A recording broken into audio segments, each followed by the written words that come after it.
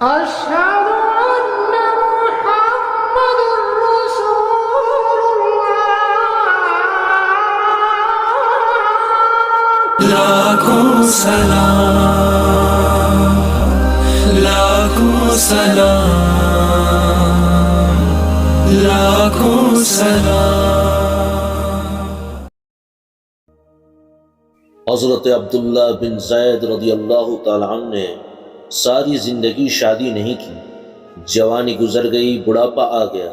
ایک دن بیٹھے حدیث کی ایک کتاب پڑھ رہے تھے تو اس میں پڑھا کہ حضور صلی اللہ علیہ وسلم نے فرمایا ہے کہ جنت میں کوئی بھی اکیلا داخل نہیں ہوگا بلکہ اپنی بیوی کے ساتھ داخل ہوگا، اور جس نے کسی وجہ سے دنیا میں نکاح نہیں کیا تو اس کا نکاح دنیا ہی کی کسی کنواری لڑکی کے ساتھ کر دیا جائے گا، اور پھر وہ دونوں میاں بیوی بن کر جنت میں داخل ہوں گے۔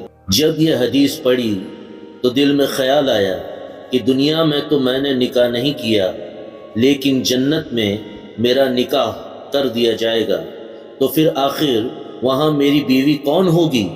حضرت عبداللہ رضی اللہ تعالیٰ عنہ نے اسی رات اللہ تعالیٰ سے دعا مانگی کہ اے اللہ، مجھے خواب میں میری جنت کی بیوی دکھا دیجیے۔ پہلی رات میں دعا قبول نہیں ہوئی تو دوسری رات پھر سے دعا مانگی، دوسری رات بھی دعا قبول نہیں ہوئی تو تیسری رات دعا مانگی، تیسری رات دعا قبول ہو گئی۔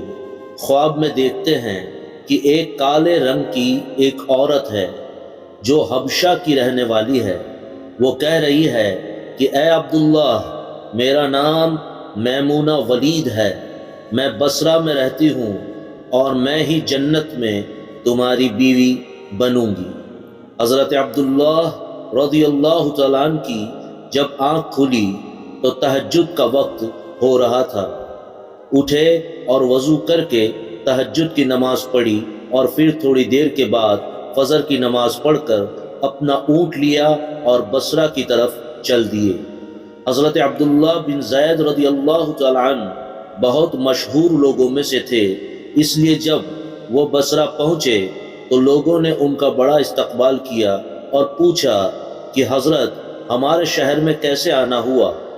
حضرت عبداللہ نے فرمایا کہ میں ایک عورت کی تلاش میں یہاں آیا ہوں، اس کا نام میمونہ ولید ہے، میں اسی سے ملنا چاہتا ہوں۔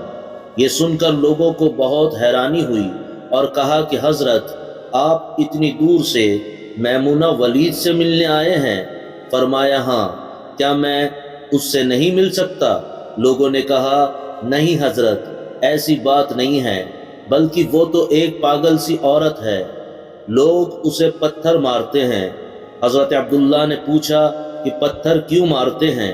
لوگوں نے بتایا کہ حضرت، وہ عورت عجیب عجیب حرکتیں کرتی ہیں، اور کسی کو پریشان اور روتا دیکھے تو اس کے پاس کھڑے ہو کر ہنسنے لگتی ہے، اور اگر کسی کو ہنستا دیکھے تو اس کے پاس کھڑے ہو کر رونے لگتی ہے۔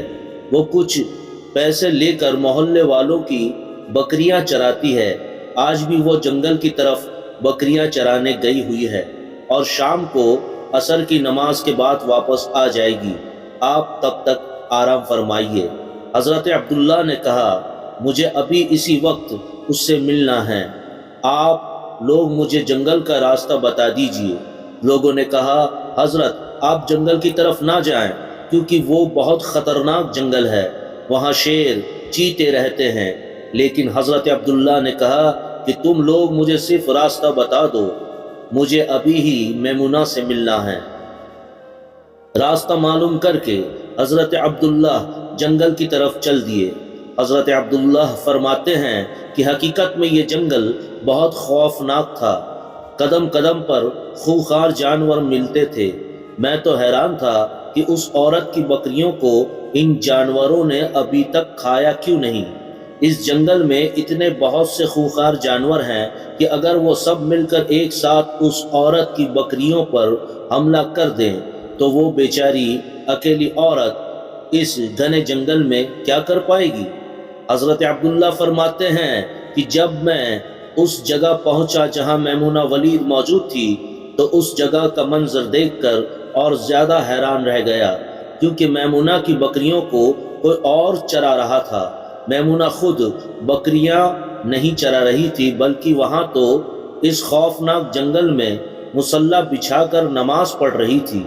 میں یہ منظر دیکھ کر حیران رہ گیا کہ آخر ان بکریوں کو پھر کون چرا رہا ہے، کیونکہ بکریاں کبھی ایک جگہ پر نہیں رکتی، وہ کبھی ادھر بھاگتی ہیں اور کبھی ادھر بھاگتی ہیں۔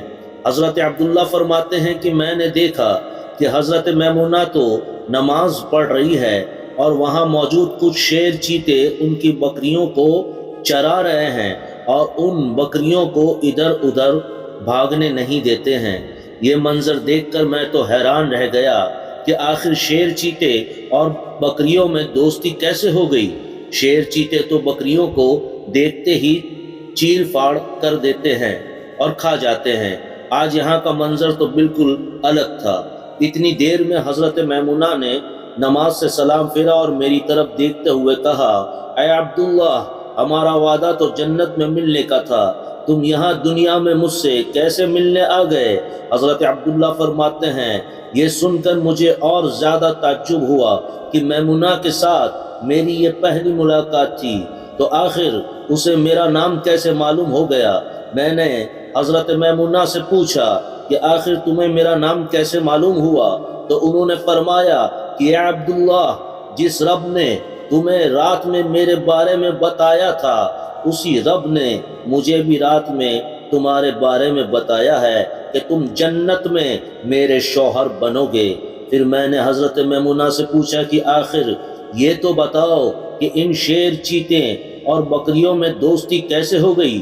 شیر چیتے تو بکریوں کو بہت بڑے دشمن ہوتے ہیں اور انہیں دیکھتے ہی چیر پھاڑ کر کھا جاتے ہیں، لیکن یہاں کا منظر تو بالکل الگ ہے کہ یہ شیر چیتے ہی ان بکریوں کے رکھوالے بنے ہوئے ہیں۔ حضرت میمونہ نے فرمایا، اے عبداللہ، جب سے میں نے اپنے اللہ سے دوستی بنا لی ہے، تب سے ان شیر چیتے نے بھی میری بکریوں سے دوستی بنا لی ہے، اور اب یہ میری بکریوں کو کوئی نقصان نہیں پہنچاتے۔